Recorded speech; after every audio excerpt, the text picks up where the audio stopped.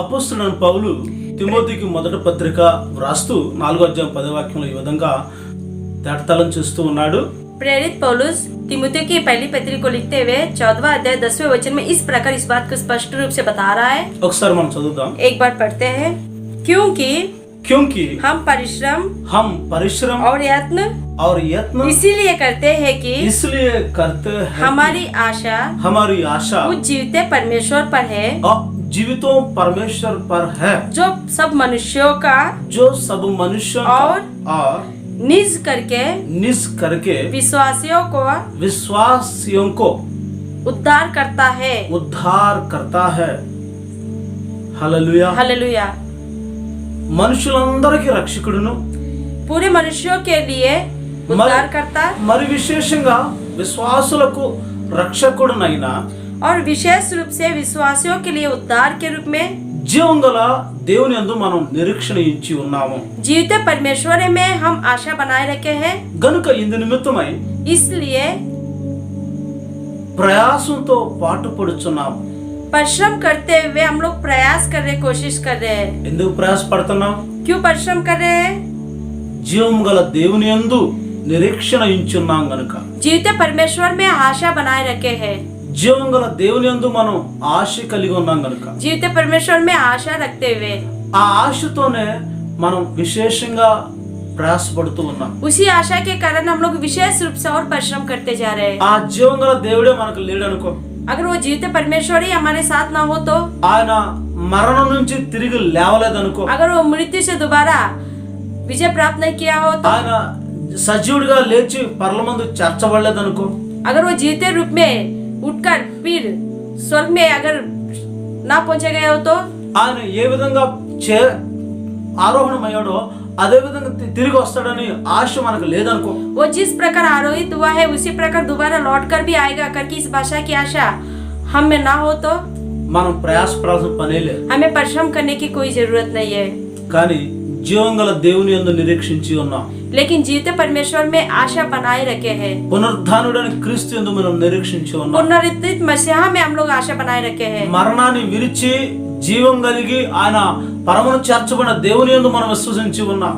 मृत्यु को तोड़कर उस पर विजय प्राप्त करके स्वर्ग में पहुंचाने वाले उस प्रभु पर आशा बना के रखे हैं. ఆయన మరలా తిరిగి రానున్నటువంటి నిరీక్షణ మనలో నిండుగా ఉన్నది కనుక वो दोबारा लौट कर आएगा करके इस बात की आशा हमारे में भरपूर से है. అందుకని మనం ప్రయాసపడతాం. इसलिए हम लोग परिश्रम कर रहे हैं. హల్లెలూయా. हालेलुया. ఈ విధమైన ప్రయాస ఎప్పటికీ వ్యర్థం కాదు. इस प्रकार का जो परिश्रम है वो कभी भी हो व्यर्थ नहीं हो మన सकता. ప్రయాస నిరీక్షణతో కూడిన ప్రయాస ఇది. यह परिश्रम जो है आशा के साथ जुड़ा हुआ है. అది జీవం గల నిరీక్షణ. ఇది वह जीवित रूप में रहने वाला आशा है. జీవం గల దేవుని యందు కలిగిన నిరీక్షణ ఇది. जीवित परमेश्वर में आशा बनाए रखने का है.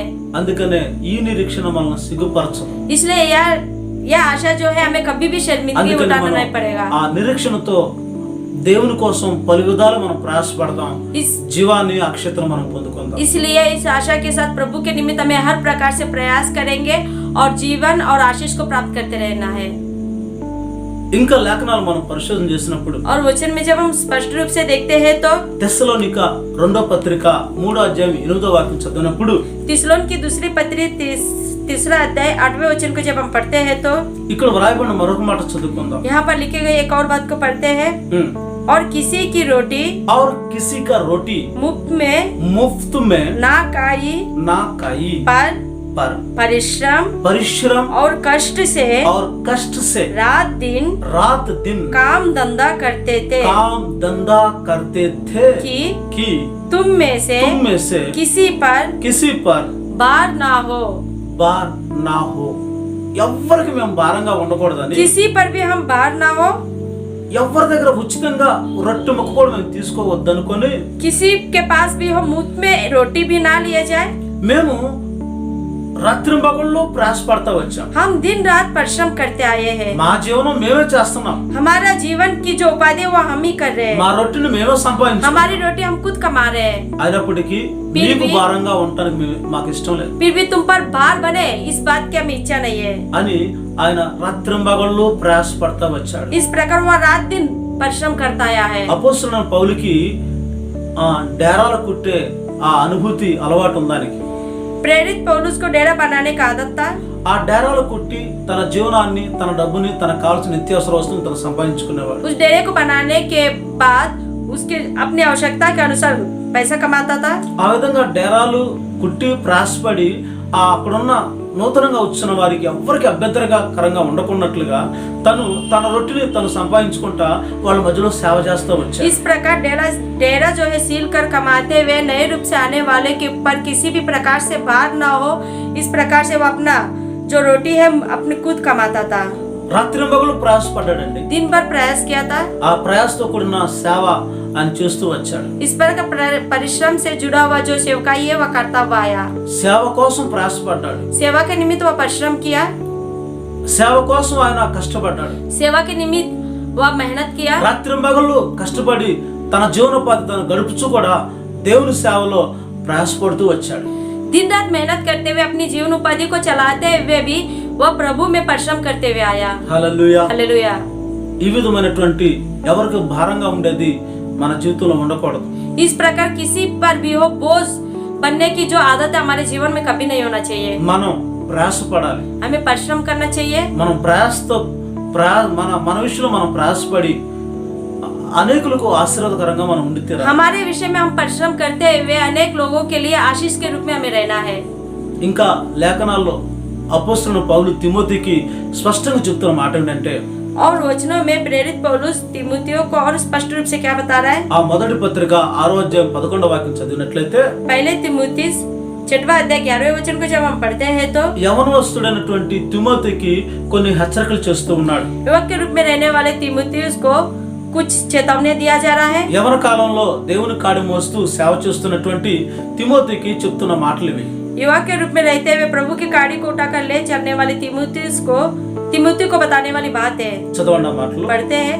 पर हे परमेश्वर के जन, पर हे परमेश्वर की जन, तू इन बातों से भाग. इन बातों से भाग. और धर्म, भक्ति, विश्वास, प्रेम, धीरज और नम्रता का पीछा कर. హల్లెలూయా, హల్లెలూయా. దైవజనుడా, हे दैवदास, నీవైతే వీటిని విసర్జించివే, तू तो इनका इनकार कर, కానీ నువ్వు ప్రయాసపడాలి. लेकिन तुझे परिश्रम करना है. నీతి కోసం, భక్తి కోసం ప్రయాసపడాలి. धर्म के निमित्त और भक्ति के निमित्त परिश्रम करना है. విశ్వాసం కోసం, ప్రేమ కోసం ప్రయాసపడాలి. विश्वास और प्रेम के निमित्त परिश्रम करना है. ఓర్పు కోసం, సాత్వికం కోసం ప్రయాసపడాలి. धीरज और नम्रता के निमित्त परिश्रम करना है. ఇలాంటి శ్రేష్టమైన ప్రయాసలు నీ జీవితంలో ఉంటే, इस प्रकार के श्रेष्ठमय परिश्रम जो है अगर आपके जीवन में रहेगा तो అది నీ జీవితంలో క్షేమార్థమైన మార్గంలో నడిపిస్తూ ఉంటుంది. वो आपके जीवन को सुरक्षा के मार्ग पर ले जाएगा. నీతిని, భక్తిని నువ్వు వాటిని సంపాదించుకోవడానికి ప్రయాసపడాలి. धर्म और भक्ति को कमाने के लिए आपको प्रयास करना है. దేవుని ప్రియమైన బిడ్డలారా, आज के दिन प्रिय परमेश्वर के लोगों, సేవా సౌన మార్గాలు సాగే ప్రతి ఒక్కరూ सेवा संबंधी मार्गों पर चलने वाले हर किसी के जीवन में నీతి కోసం ప్రయాసపడాలి. धर्म के निमित्त परिश्रम करना है. నీతి లేని కోతి కంటే హీనమైన దశలో ఎన్నడూ పోకూడదు. बिना धर्म के बंदर की स्थिति में कभी भी हो नहीं पहुंचना चाहिए. భక్తి లేని జీవితాలు గడపకూడదు. भक्तिहीन जीवन को नहीं बिताना है. విశ్వాసాన్ని పాడు చేసుకునే పరిస్థితుల్లో ఉండకూడదు. विश्वास को गलत मार्ग पे नहीं ले जाना है. ప్రేమను, అది పవిత్రమైన ప్రేమను కలిగి ఉండే విధంగా కొనసాగాలి. विश्वास को नहीं तोड़ना है और पवित्र प्रेम को भी प्राप्त करके रहना है. ఎప్పుడు ఓర్పు, సాత్వికమైన మనసుతో మనం కొనసాగాలి. हमेशा धीरज और नम्रता का पीछा करना है. ఇలాంటివి సంపాదించడానికని మనం ఎప్పుడు మన ప్రయాసం ఉండి తీరాలి. इस प्रकार की चीजों को अपने में लाने के लिए हमेशा हमें परिश्रम करना है. నీతియుక్తమైన మార్గాల కోసం మనం ప్రయాసపడాలి. धर्मयुक्त मार्गों के लिए परिश्रम करना है. ఈ విధమైన ప్రయాస మన జీవితంలో ఫలభరితమైన జీవితానికి నాందిగా పలుకుతుంది. इस प्रकार के परिश्रम जो है हमारे जीवन को और अधिक फलवंत बनाएगा. ఇంకా అపోస్తలుడైన పౌలు తిమోతికి 2వ పత్రిక రాస్తూ 4వ అధ్యాయం 2వ వాక్యంలో మరొక మాట చెప్తున్నాడు. और प्रेरित पौलुस तिमोथियुस को लिखते हुए 14 अध्याय 2 वचन में एक और बात को बता रहा है. చదవండి ఆ మాటను. 4:2. दूसरा तिमोथियुस 14वां अध्याय 2 वचन. कि तू वचन का प्रचार कर समय और असमय तैयार रहे सब प्रकार की सहनशीलता और शिक्षा के साथ उल्हाना दे और डांट और समझा హల్లెలూయా నీవు వాక్యాన్ని సమయమందును అసమయమందును ప్రకటించడానికి ప్రయాసపడాలి. आपको वचन को समय और असमय में वचन का प्रचार करने के लिए प्रयास करना है. వాక్యం చెప్పడానికి ఒక సమయం లేదంట. वचन बताने के लिए या फिर वचन का प्रचार करने के लिए एक समय नहीं रहता. ఎప్పుడంటే అప్పుడు వాక్యం చెప్పాలి. जब चाहो वचन का प्रचार कर सकते हो. సమయంలో చెప్పాలని సమయంలో కూడా మనం చెప్పాలి. समय में भी बताना है और असमय में भी बताना है. ఎప్పుడు ఏ మాటలో ఏ విధమైన వ్యవహారాలు మనం చెప్తున్నప్పటికీ దాన్ని వాక్యంతో ముడిపెట్టి నెమ్మదిగా వాక్యంలోకి తీసుకొని వెళ్ళిపోవాలి. हमें किसी भी बात में क्यों ना फंसे हुए हो उसको वचन से बांधकर वचन में उस बात को आगे ले जाना है. సంపూర్ణమైన దీర్ఘ శాంతంతో ఉపదేశించాలి. संपूर्ण यानी कि पूर्ण सहनशीलता के साथ शिक्षा को उल्हाना देना है. ఉపదేశం చేయాలి, మనం शिक्षा देना है. ఆ తర్వాత ఖండించేగడ ఖండించాలి, గద్దించేగడ గద్దించాలి, బుద్ధి చెప్పేగడ బుద్ధి చెప్పాలి.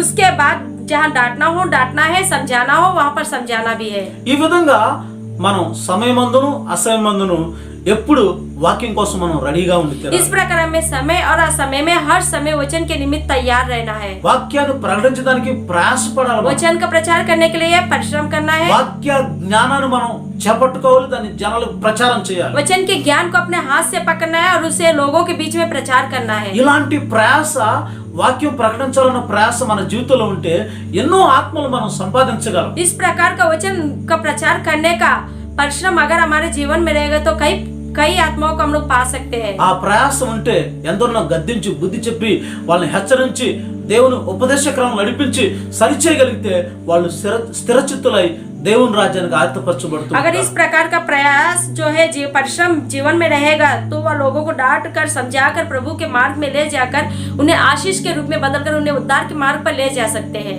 అపోస్తలుడైన పౌలు తెస్సలోనికీయులకు రాసిన మొదటి పత్రిక 2:9 వాక్యంలో చెప్తున్న మాట ఏంటంటే, प्रेरित पौलुस थिस्सलुनीके की पहली पत्री दूसरा अध्याय और 9वें वचन में क्या बताया जा रहा है? సహోదరులారా, हे भाइयों, ప్రయాసము కష్టము మీకు జ్ఞాపకం ఉన్నది కదా. तुम्हें हमारे परिश्रम और कष्ट तो स्मरण होगा. మేము ఎలాంటి కష్టం ఎలాంటి ప్రయాస పడినప్పటికీ हम चाहे किसी भी प्रकार का परिश्रम या कष्ट क्यों ना किया हो, మేము మీలో ఎవరికి భారంగా ఉండకూడదని రాత్రింబగళ్ళు మేము కష్టపడి పనిచేసి జీవనం చేశాం. फिर भी आप में से किसी पर भी भारी ना पड़े इसलिए हम रात दिन मेहनत करके जीवनोपाधि किए हैं. ఈ విధంగా ప్రయాసతో కూడిన జీవితాన్ని మేము చేసామని ఈ తెస్సలోని సంఘాన్ని కూడా అపోస్తలుడైన పౌలు గుర్తు చేస్తూ వచ్చాడు. इस प्रकार प्रयास से यानी कि परिश्रम से परिपूर्ण जीवन को हम लोग बिता रहे करके प्रेरित पौलुस थिस्सलुनीके की कलीसिया को स्मरण दिला रहा है. కొలస్సీ పత్రిక మొదటి అధ్యాయం 29వ వాక్యం ఒకసారి మనం చదువుదాం. कोलोसियों की पहली पत्री पहला अध्याय 29वें वचन को एक बार पढ़ते हैं. इसी के लिए मैं उसकी उस शक्ति के अनुसार जो मुझ में सामर्थ्य के साथ प्रभाव डालती है तन मन लगाकर परिश्रम भी करता हूँ. దేవుని ప్రియమైన బిడ్డలారా, परमेश्वर के लोगों, నాలో బలంగా కార్యసిద్ధం చేయు ఆయన, मेरे अंदर शक्ति के साथ कार्य करने वाला वह जो है, బలముగా కార్యసిద్ధి కలుగు చేయు ఆయన క్రియాశక్తిని బట్టి, मुझमें सामर्थ्य देने वाला उसके क्रिया कार्य के कारण నేను ప్రయాసపడుతున్నాను, పోరాడుతున్నాను చెప్తున్నాడు. मैं परिश्रम कर रहा हूँ, लड़ाई लड़ रहा हूँ करके बोल रहा है. నాలో బలంగా ఆయన కార్యసిద్ధి కలుగు చేస్తున్నాడు. मेरे अंदर बलपूर्वक वो अपने कार्य को मेरे अंदर करके मुझे सामर्थ्य बढ़ रहा है. ఆయన క్రియాశక్తిని బట్టి उसकी పోరాడుతున్నాను, ప్రయాసపడుతున్నాను. उसकी कार्य शक्ति के द्वारा मैं लड़ाई कर रहा हूँ और परिश्रम कर रहा हूँ। అంటే నేను కాదు ప్రయాసపడేది, इसका अर्थ मैं परिश्रम नहीं कर रहा हूँ, నాలో బలంగా కార్యసిద్ధి కలుగు చేస్తున్నాడు దేవుడు। मेरे अंदर बलपूर्वक कार्य को अंजाम दे रहा है और सामर्थ्य दे रहा है प्रभु। ఆయన క్రియాశక్తిని బట్టి నేను పనిచేస్తున్నాను, ప్రయాసపడతాను, పోరాడుతున్నాను చెప్తున్నాడు। मैं उसकी शक्ति के अनुसार काम कर रहा हूँ, प्रयास कर रहा हूँ, लड़ाई लड़ रहा हूँ करके बोल रहा है। ఈ విధమైనటువంటి ప్రయాసలు అపోస్తలుడైన పౌలు జీవితంలో నిర్విరామంగా నిరంతరంగా జరుగుతూనే వస్తూ ఉన్నాయి। इस प्रकार परिश्रम जो है प्रेरित पौलुस के जीवन में होता चला आ रहा है। కొలస్సీ పత్రిక 4వ అధ్యాయం 13వ వాక్యాన్ని ఒకసారి మనం చదువుకుందాం। कोलोसियों की पत्री 14वां अध्याय 13वें वचन के एक बार पढ़ते हैं। చదవండి। मैं उसका गवाह हूँ मैं उसका गवाह हूँ कि वह तुम्हारे लिए वो तुम्हारे लिए लौदकिया और हियरा पुलिस वालों के लिए बड़ा परिश्रम करता रहता हूँ। ఈ విషయాన్ని బహుగా ప్రయాసపడుతున్నాడు అని చెప్పి ఎపఫ్రోదితు అనేటువంటి ఒక సేవకుడి గురించి పౌలు చెప్తున్నాడు।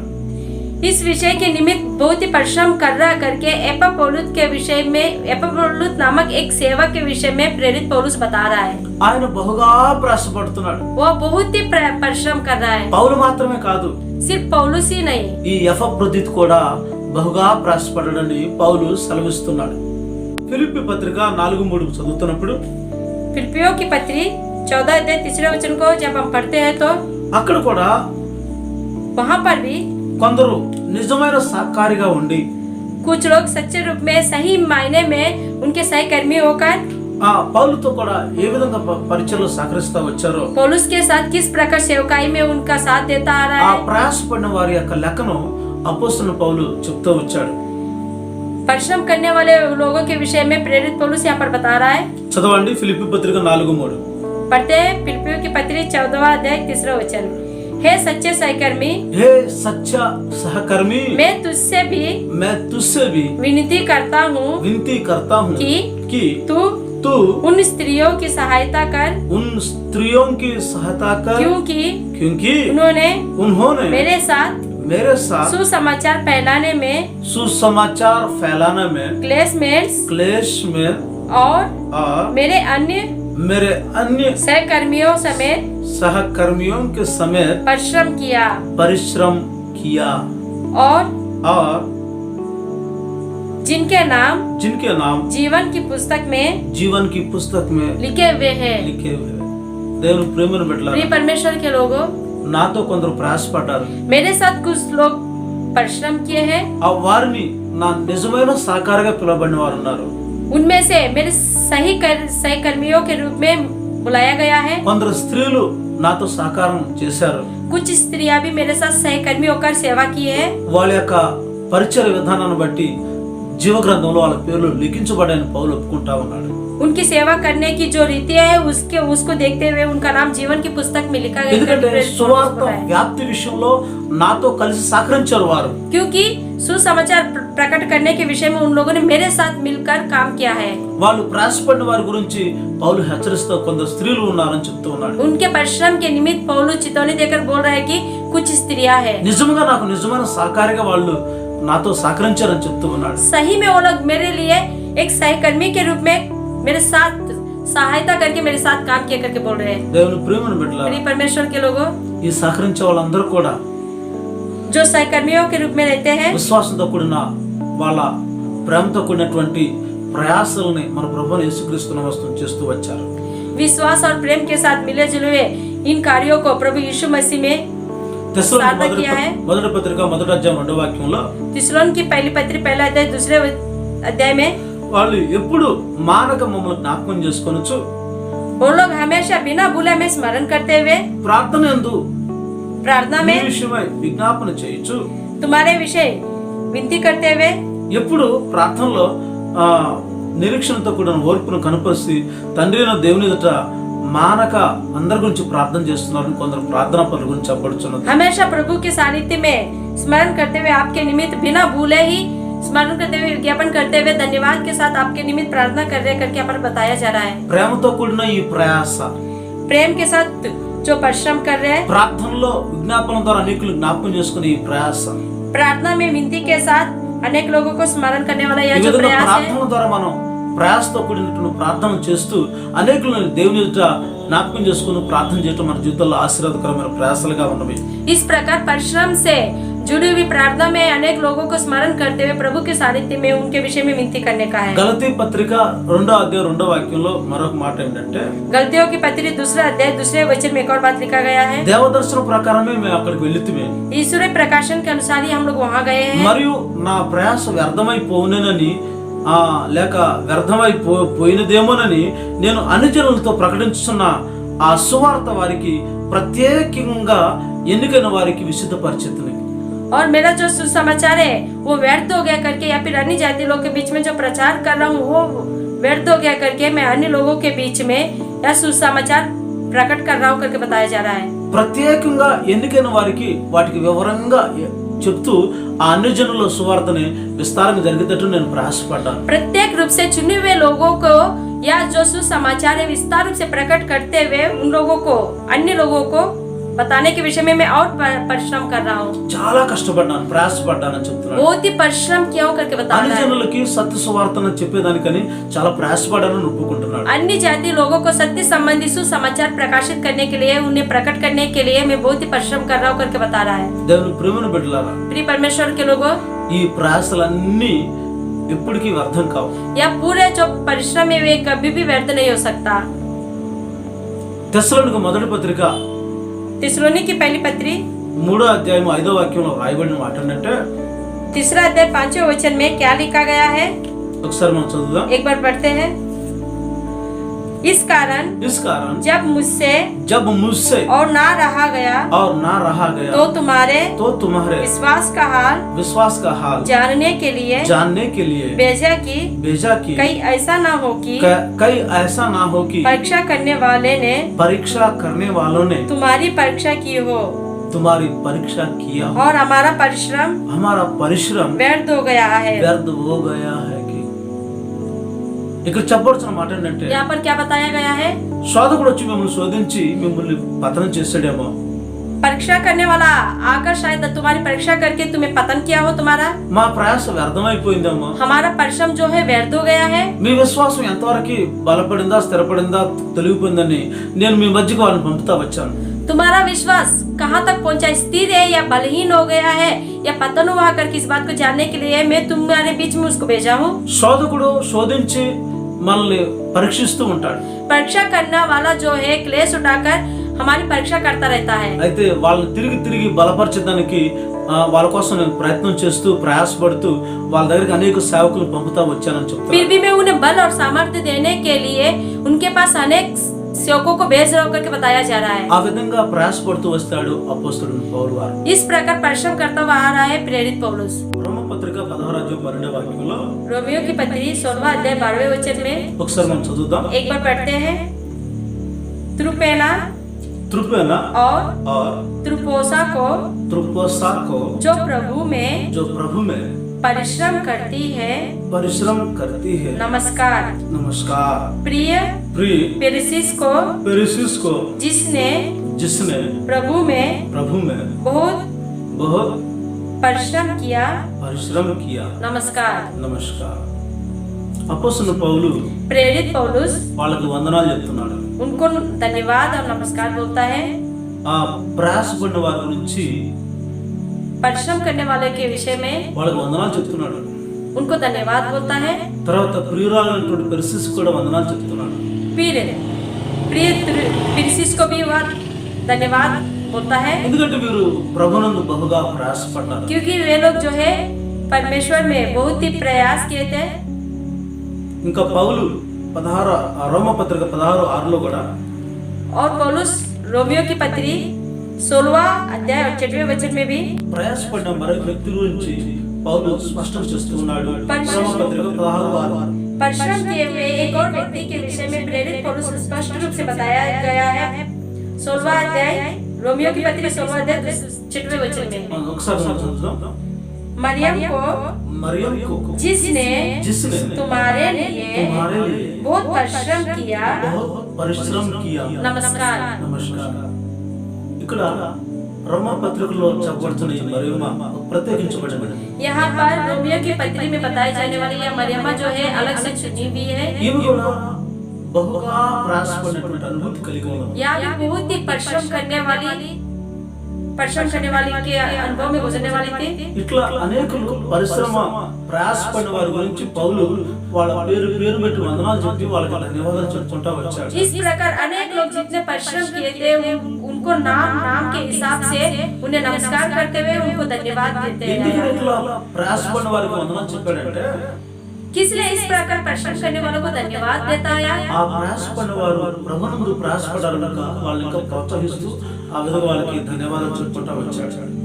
ये इस प्रकार परिश्रम करने वाले प्रभु में परिश्रम किए हैं, इसी प्रकार उन्हें और अधिक प्रोत्साहन देते हुए इस प्रकार उनको धन्यवाद देते हुए आए हैं।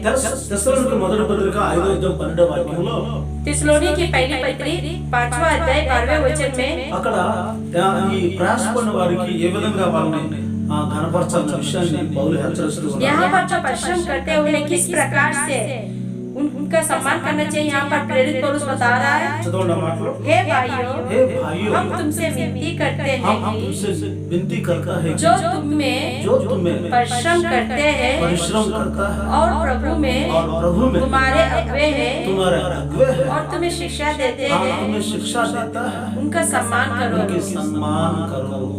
ప్రయాసపడి వారిని మీకు పెద్దలుగా ఉన్న వారిని సన్మానించడాన్ని ఇక్కడ పౌలు హెచ్చరిస్తూ ఉన్నాడు. परिश्रम करने वाले जो तुम्हारे अगुवे होते हैं और जो तुम्हें शिक्षा देते हैं उनका सम्मान कर करके यहाँ पर प्रेरित पौलुस बोल रहा है। పెద్దగా ఉండి బహుగా ప్రయాసపడిన వారి గురించి ఇప్పుడు తక్కువ అంచనా వేయకూడదు, వాళ్ళతో తొలనాడి మాట్లాడకూడదు, వాళ్ళని గణహీనం చేయకూడదు, వాళ్ళ మనసును బాధపడకూడదు.